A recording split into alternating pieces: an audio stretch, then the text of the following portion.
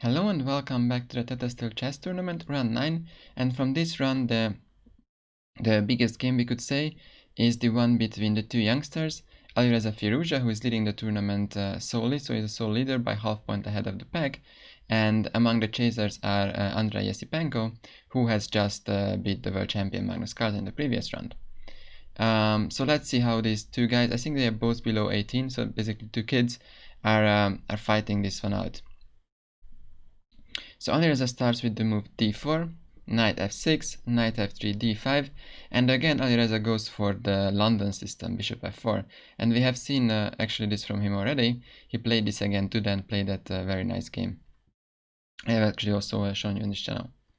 So now comes e6, e3, c5, knight d2, knight c6, and we see that this is actually the difference between this game and the one against Duda, where Duda played the move bishop d6.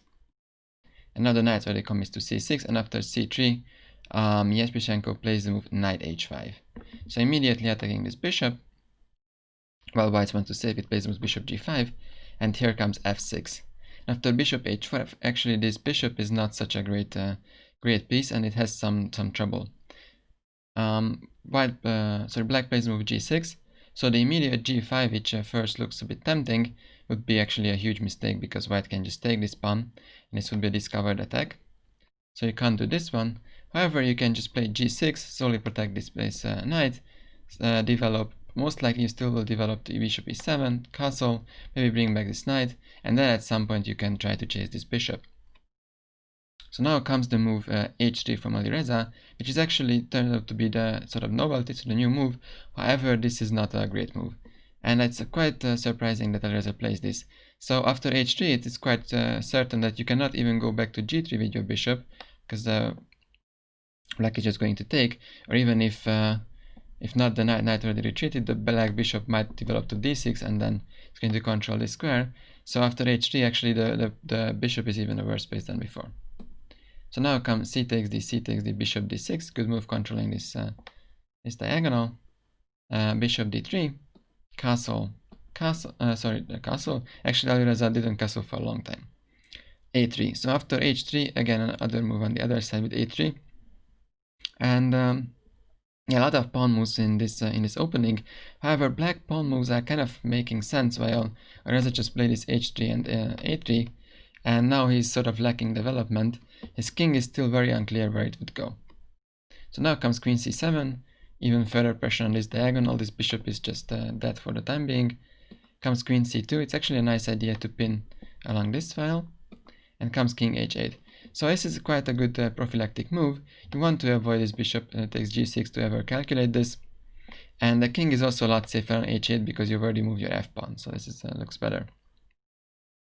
And so the huge threat now is to push the move g5, and this bishop is just simply trapped. If you don't go back to g3, there are so many black pieces taking this that you are just lost.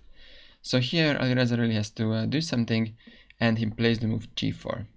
It forces back the knight, and here comes another move b4. So basically in the last, 6 or 4 out of 6 move, Alireza played h3 g4 and a3 b4, and not really playing in the center. And so that's actually quite given then that black's counterplay should be in the center. So here there's b5 more or less a threat. So black simply plays a6. And now comes rook c1. And the knight goes back to e8. Well, so we have to say that Esipenko had pretty much a safety first approach. He didn't try like a g5 or f5 or anything. He wants to make sure that he's as solid as possible, and if Alireza actually over pushes, then he is going to fight back. So now comes the move queen b2, seems to eyeing on this diagonal, and again, as I told you that Esipenko just safety first, just gets out of this diagonal. And now actually the game starts to heat up because black really wants to strike in the center. And to avoid this, Alireza does play the move g5. And the point is that if black plays e5, then you really want to undermine this. However, e5 is actually still possible. And the point is, if after e5, if you take here, that would be obviously a huge mistake because you just get a fork here. So you can't do that. but the position really becomes very complicated. White's best move here is to play e4. Now you're threatening to take on d5 and use the spin, and the position is just overly complicated. Really, even the engine doesn't really know what to say about this. And well, this is really not the position you want to play against Alireza. So definitely it's a good approach from black to play the move f5. Still, so after f5, this bishop is still essentially half dead, and you still have your options to push for e5 at some point with black. So now comes knight b3. A nice idea actually. What white want to do is play knight a5 at some point, try to exchange these two pieces. So go here, exchange these pieces, or you are pinned, so at some point it's going to be removed, and then the e5 square could be even more under control of white. You will probably castle long or play king f1, king g2, and then you might have the option to play bishop g3 at some point once your king is there, and then yeah, so basically try to get a dark square domination. Black comes with knight g7, knight a5, and in this position, again, black has many options. There's one actually spectacular tactical option. So you can probably stop the video here and try to find that one, even though it's not necessarily all that good, but it's just very beautiful. So white played this move to use that there is this issue along the spin, issue on the file, the spin. However, there is this tactical move of knight takes b4. The point is that, I mean, now you seem to be blundering your queen, but not quite, because there is just knight d3 forking up the family, and then black gets out a lot of material up. So, and if you take this piece back, then black can take bishop takes b4, and actually this queen is overloaded. So if you take here, then black takes one rook, and actually not only one, because you have to get out and takes another one, and obviously black is completely winning. So after knight takes e4, a takes b, actually the computer says that bishop b4, and just move your king, and now comes queen a5, and actually black, it's not so clear, because white can now just jump in, maybe knight e5, maybe bring the bishop back, try to attack, and well, it's black is not so obvious that black is doing that well. So it's not clear whether Esipenko saw this and decided that it's too complicated and just safety first, or he completely overlooked this option. However, he played the move bishop d7, which is also quite logical, still hinting towards playing e5 or f4 at some point. Even actually in this position you could try f4, but yeah, black was not in the mood of creating the fight. So now comes bishop d7, and white finally castles and moves 21. Rook e8, and now you really want to push this e5, so black exchanges the bishop, sorry, the knight. Knight takes, bishop takes, and here comes a very important move. So actually I invite you again to stop the video and try to find a very important positional idea, which is also tactically justified. So now, as white, you kind of take control over the e5 square. It's unlikely that black would like to push it, because it would give up the bishop, and then even the white bishop could come back. So e5 is not a problem. The problem actually is that black wants to play queen d7, exchanging the light square bishop. Now you are pinned, but get rid of the pin, exchange the light square bishop, and then the white's light square are just super weak. So to avoid this, you have to play the move with white. You have to play a4, a very good move, using the pin, and then you will push even further with b5 and restrict this bishop. So now came knight h5, which at first looks like a blunder, but it's not, because after b5 you can take, and just get out of the win with queen b6, creating his own one, and of course you cannot take here. And now comes rook c2, bishop d7, rook e1. So Alireza is still trying to go for the win. Its rook e1 is quite unclear to me. You could just double up on the c file, black counters, and you just exchange all the pieces. However, yes, so rook e1 came, and again black is not trying to go for anything. Going for the a file would be a nice idea, but black just plays rook c8 and just exchange everything. Now comes king g2. Let's get rid of these rooks. The rook comes back to c8, queen d2, and queen a7. And now the queen wants to come in. Now comes queen b2, guarding the squares. Queen b6, rook e2. You'd like to probably exchange the rooks on c2. Queen b1, rook c3, rook a2, and again black forces the exchange.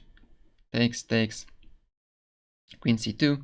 And again, if you stop for a second, it looks that actually white is positionally quite alright, because there is this e5 square that's controlled very well. the b5 pawn could be weak, but it really restricts this bishop. But the main issue for white is that this h4 bishop is just too dead. And actually these bishops are quite passive, but look, they are just controlling all the squares to break in. Now comes queen a5, queen e2, queen c3. Also the players were in quite some time trouble. And after queen d2 they even exchanged queens. And takes. And again, actually this ending is a little bit better for black, because this bishop is just horrible. Black could try to push either f4, or you could try to just bring your king in all the way, try to actually go all the way to b6 and attack this pawn. But well, basically the next move is sort of a draw affair. Black plays move b6, and after this there will not be enough weakness in either camp. So comes knight f3, king f7, and bishop e2. Alireza offered a draw, and well, this was basically the aim of Esipenko, so he just accepted. So a bit of disappointment, because well, it was a very complicated game, but still there weren't too many chances for either side. And actually it's a pity that Esipenko didn't try to go for it and try to punish Alireza for the weird opening and all this weird move that tried to create chances but also give a lot of counter chances. So we had these positions where black had the chance to play like e5 or f4, especially before the white king castled. So there is this position of the knight e5, here actually trying to push something like f4. Yeah, that would have been quite interesting. But yeah, well, I mean, if you are a 17-year-old, or probably 18-year-old grandmaster from Russia, and you just beat the world champion, you are close to be leading the tournament, you don't want to take any risk. And Alireza is known to be that even if you think like you have a good position, but it's very complicated, he might just trick you anyway. So that's about this one. And with this, actually, with this draw, Alireza is kind of stopped after a winning streak. And now Fabiano Caruana actually did catch up with him, because he managed to win his game. Actually, quite a model game against Radoslav Wojtaszek. Some quite nice novelty in the opening, and then just well, very easily beat actually Wojtaszek with the black pieces. It also seems like that Carlsen is back on track. He's going to win again. I mean, not again, but second time in this tournament. So it's going to climb up on +1. And yeah, there is still a lot of chess left, like 4 rounds. So let's see what's gonna happen. See you then next.